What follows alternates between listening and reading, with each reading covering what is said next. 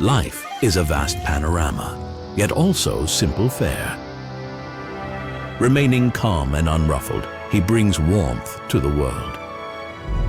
He plowed the fields while always remaining a stalwart of the nation. He turned his back on fame, dedicating himself to his garden to write the culinary Bible of Chinese cuisine. He detached himself from the turbulence of his age, each of his discoveries a testament to the joy of leisure. Now, encounter these four gentlemen through their culinary delights and explore afresh the legendary lives of these great masters.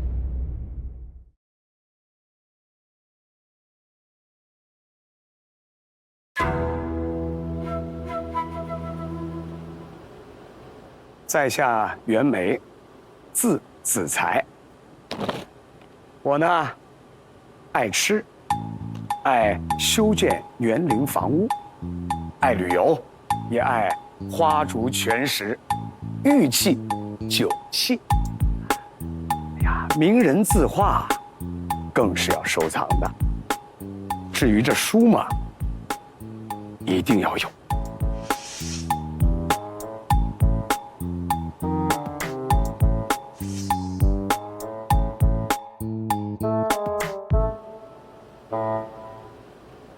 Who was Yuan Mei?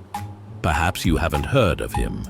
But if you ask any serious food lover, they'll tell you he's known as China's great gastronome and the author of Recipes from the Garden of Contentment.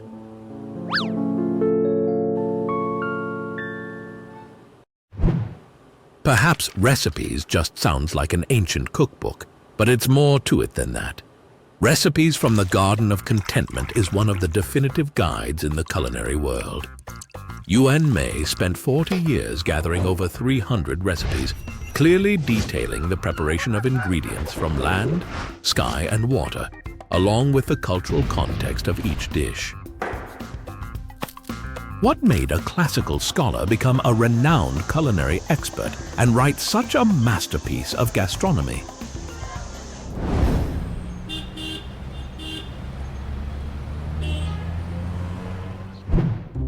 Yuan Mei was a prodigy who went on to become one of the three greatest poets of the 18th century China.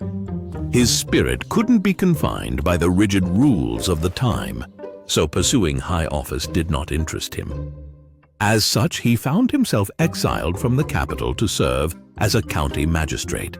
He was a magistrate. However, he found the chains of officialdom stifling, and after 7 years in office, he made the bold decision to resign. 今之昧销魂而犯双路者，而过台生耳、吟诵耳，为大官作奴耳。 Serving as a lackey for high officials was beyond the pale. Despite his friends' constant urging, Yuan Mei was determined to abandon the life of a bureaucrat. At the age of 33, he set up on his Suiyuan Garden, or Garden of Contentment, in the Shaotsang mountain near Nanjing.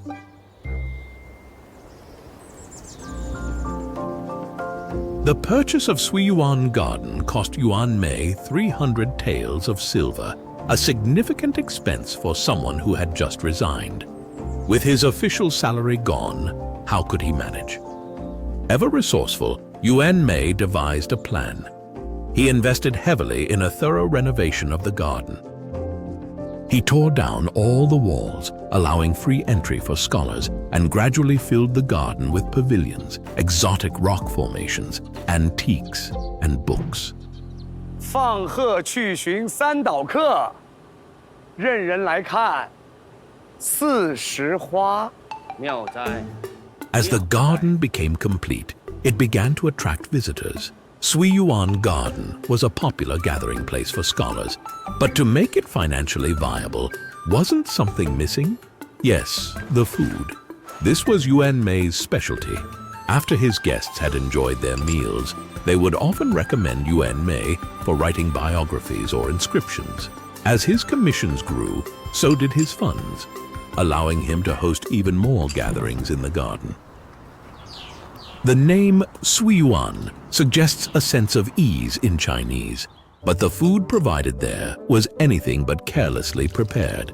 Qing dynasty officials loved extravagant banquets with numerous dishes and elaborate spreads. But Yuan Mei disdained such ostentation. In his garden, meals were governed by his own rules, not by lavish displays. 来，二位，过来坐。 For the Mid-Autumn Festival of 1768, Yuan Mei hosted a grand banquet at Suiyuan Garden for his friends from afar. For this important occasion, what extraordinary dishes would such a refined scholar serve? 来我随缘吃饭，讲的就是一个随字。日常食物，就地取材，也是菜中豪杰啊。胜过满汉席太多了。人生如此，夫复何求啊？这世上佳肴，唯此猪头。Yuan Mei believed in seeking not the most expensive food, but the best. This wasn't about saving money. He was convinced that ostentatiously showcasing rare and exotic ingredients was a sign of ignorance. Everyday ingredients could transform into a table of delicacies. Take humble pork, for example. Recipes from the Garden of Contentment details over 40 ways to prepare it. Pig's head can be cooked in 2 methods, steamed or braised. The recipe for braised pig's head has been passed down through many generations. Traditional methods are often complex. Mastering this dish is a milestone for any novice chef specializing in Huaiyang cuisine. This kind of braising is an art of integrity. The entire piece must remain intact throughout the cooking process. Achieving this starts with the crucial technique-intensive first step of deboning. A chef must have an intimate knowledge of the pig's head joints. The quality of a Huaiyang chef's knife skills can be judged by how cleanly they remove the bones. The rule is no meat on the bones, no bones in the meat, while maintaining the integrity of the pig's face is the ultimate test. The pig's head has a strong odor, so it's essential to eliminate this by rubbing it with ginger, green onions, salt, and huangju, or Chinese yellow rice wine. Then the pig's head is blanched to stabilize the effect of the odor removal.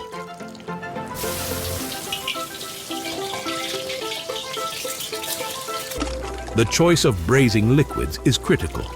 Light soy sauce ensures a rich color. Huangju removes odor and adds fragrance, while beer makes the meat tender and smooth.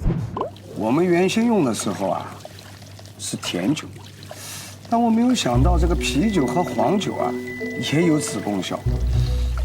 这个啤酒是什么？我没有喝过。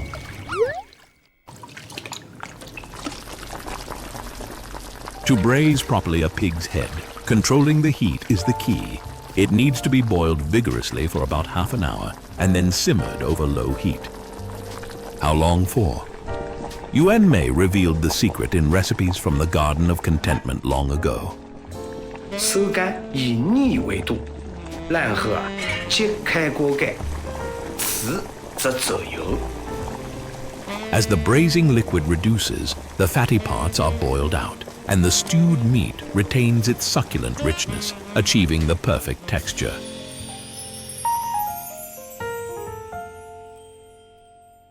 To meet the standards of a properly braised pig's head, the pig's face must remain intact. With just a spoonful, the quivering meat will slowly melt in your mouth. Savoring it carefully, you'll notice a subtle sweetness amidst the savory richness. As the scholars enjoyed their pig's head and wine, they would compose and recite poetry. As its fame grew, Suiyuan Garden became a sought-after gastronomic destination. Those fortunate enough to dine there would praise its excellence in their social circles. While living in Suiyuan and enjoying his culinary delights, Yuan Mei did not neglect his literary career. His remarks on poetry from Suiyuan and collected essays of Xiaozang Shanfang were bestsellers of the time. He also established a school, enrolled students, and nurtured the next generation of poets. With his enterprise now solidly established, Yuan Mei's thoughts could return at leisure to gastronomic pleasures. If he tasted something delicious, Yuan Mei would spare no effort in figuring out its method of preparation. He sought answers even to the smallest of details. He had no room for perfunctory attitudes toward gourmet food. Yuan Mei was meticulous about every aspect. His expertise grew while dining, refining, and summarizing along the way. After over 40 years of accumulated study, he compiled recipes from the Garden of Contentment.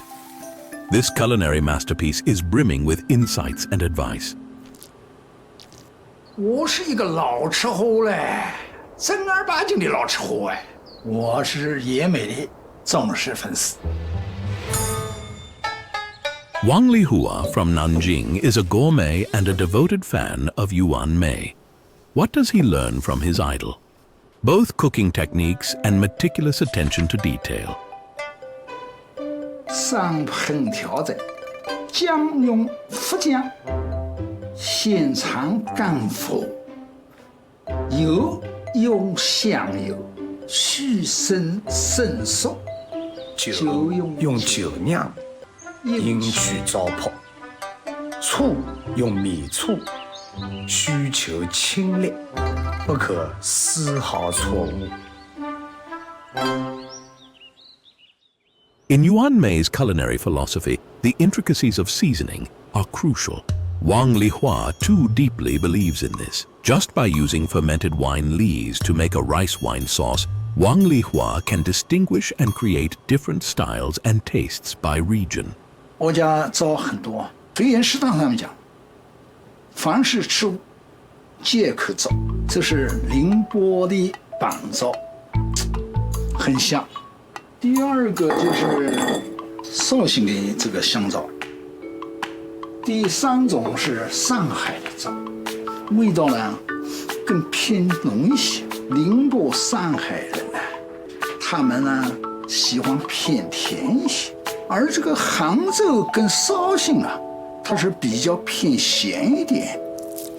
红糟，这福建人用的多，福建人嘛，他口味啊还是比较重一点。 我们家烧肉呢是吃的比较多的，基本上夏天比较为主。哎，因为天热，这个糟呢它能解腻。 Recipes from the Garden of Contentment describes pork in rice wine sauce with just a few words. Lightly marinate, then add rice wine lees. Behind this seemingly simple instruction of lightly lies profound experience.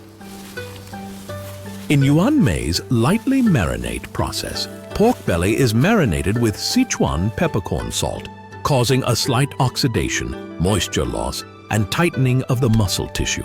The fat slowly seeps out, and the lean meat takes on a light pink color. With each passing moment, the matured aroma gradually emerges. Before cooking, the crystallized salt is washed from the marinated meat, which is then boiled with scallions, ginger, and cooking wine.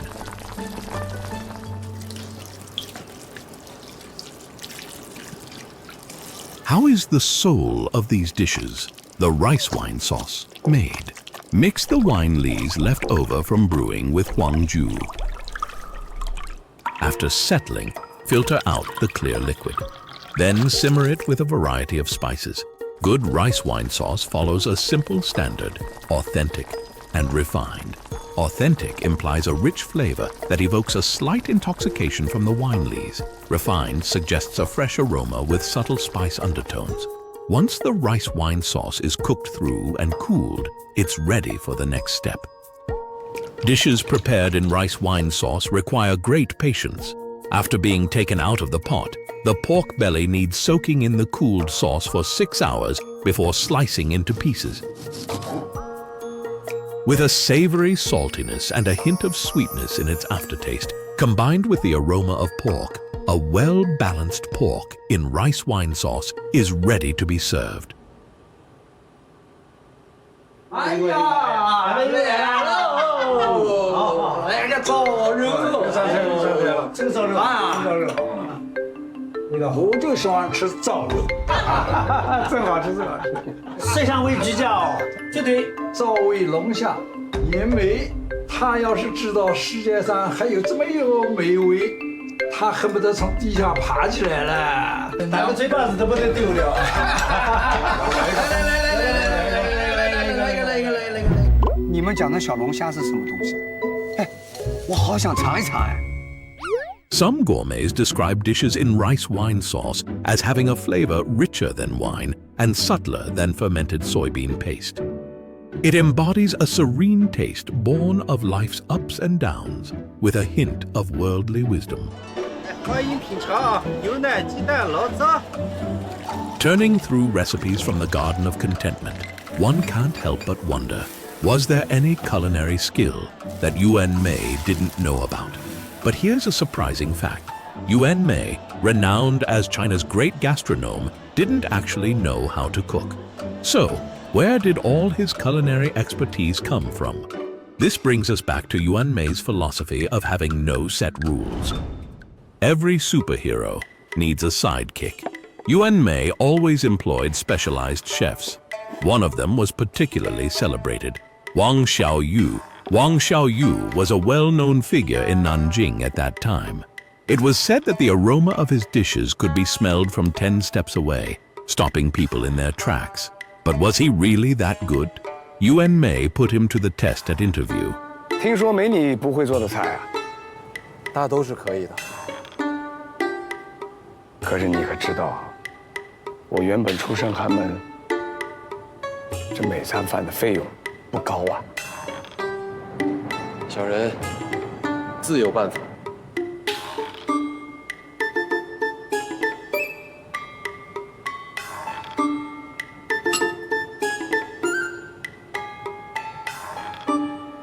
没想到，这白菜、芋头、素烧鹅，在你手里竟能如此美味。从此你就留下来吧。 Wang Xiaoyu was key in many of Yuan Mei's culinary successes. Despite chefs having low social status at the time, Yuan Mei stuck to his principles. Finding a kindred spirit in Wang Xiaoyu, Yuan Mei formed a perfect partnership with this renowned chef. The one cooked, the other wrote about it. Wang Xiaoyu should rightfully deserve half the credit for the recipes from the Garden of Contentment. Among their many culinary ideas, one shared belief stood out. The price of ingredients was unimportant as long as they were prepared correctly to bring out their full potential. His recipes from the Garden of Contentment record vegetarian dishes with the same attention to detail as the meat ones. Specialized vegetarian cooking in China can be traced back to the Song dynasty. By the 12th century, techniques of preparing vegetarian dishes to look and taste like meat had emerged. Marinated goose-shaped cold tofu skin rolls is one classic example. 煮烂山药，切寸为段，腐皮包，落油煎制，加秋油、酒、糖、瓜、姜，以色红为度。 This dish earns its name because of its resemblance to pieces of roasted goose. Our ancestors had a knack for the flamboyant naming of dishes. 西烧鹅意思。我怕你吃这个包着菜在里面。这我哪有包着鸡的？包子你不叫素烧鹅？我们家的素烧鹅好吃，关键在哪回来？就是里头包了一点胡萝卜丝，再弄点黄豆芽。 Not only are the dish names quite whimsical, but the preparation also allows for variations. Whether to stuff it and what to stuff it with all depends on the chef's preference. 现在就是包入菌菇，比如香菇、松茸菌。 Shiitake and matsutake mushrooms must be parboiled to remove any bitterness or dubious flavors. Lightly sprinkle them with salt to gently enhance their fresh flavor. Soak tofu skin in marinade until fully saturated to enhance color and flavor.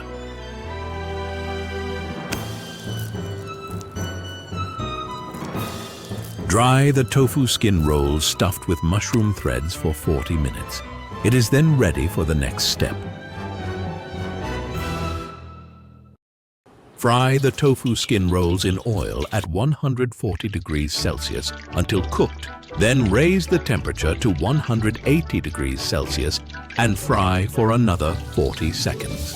The surface of the tofu skin rolls becomes fluffy and crispy. The marinade is the final touch, holding its own delicious secrets. Yuan Mei recommended using the first batch of autumn soy sauce, made from soybeans sun-dried during late summer and extracted at the beginning of autumn. Today's chefs might use dark soy sauce for color and light soy sauce for flavoring. After frying, let the tofu skin rolls soak in the marinade for 6 hours. On tasting the marinated goose-shaped cold tofu skin rolls, the sauce flows through the mouth, its savory sweet flavors instantly tantalizing your taste buds. The tofu skin is chewy, resilient, and moistened with oil, filled with juicy mushroom threads. Deliciousness bursts from each small piece of the dish. 这个素烧鹅比起小鱼做的，不知道更好吃吗？ Wang Xiaoyu served as Yuan Mei's chef for 10 years, personally selecting ingredients at the market and tending the stove attentively. This was all recorded by Yuan Mei in his biography of Wang Xiaoyu, the chef. The book broke new ground by honoring a chef, a position of relatively modest social status in such a way. Yuan Mei and Wang Xiaoyu surpassed the typical master-servant relationship to become close friends. 老爷，今日有心事。知我者，小鱼也。以你的手艺，待在这随园，不去高官富商家，你不委屈吗？我们出入庖厨之人，也讲知心知意。何谓知心？做厨如做衣，一颗真心，真是百物之宜。做好的菜端上台面，这心肝也一起端上来了。那知意又怎么讲？心都掏了，若是遇不到真正懂你的人，任他泼天富贵，也是白白浪费。你就不曾嫌我挑剔、苛刻？若非先生明确点破，那我的技术又何以进步？如此，就劳烦小鱼，在我这随园之中精进喽。我看，就终老在这里吧。先贤说教学相长，小鱼，你也是我的老师啊。不敢，味儿不错，就是太烫。 People live their lives by adhering to principles. It seems easy in theory, less so in practice. But Yuan Mei refused to accept dogma. He resigned from position in government and pursued his culinary passions. He authored recipes from the Garden of Contentment and a biography of his chef. For him, living meant doing what he wanted to do, and once decided, steadfastly following through. Everyone cherishes freedom, but where does it truly originate? Yuan Mei offered an answer. 美食、美文、大美人间呐！哈哈哈哈哈哈！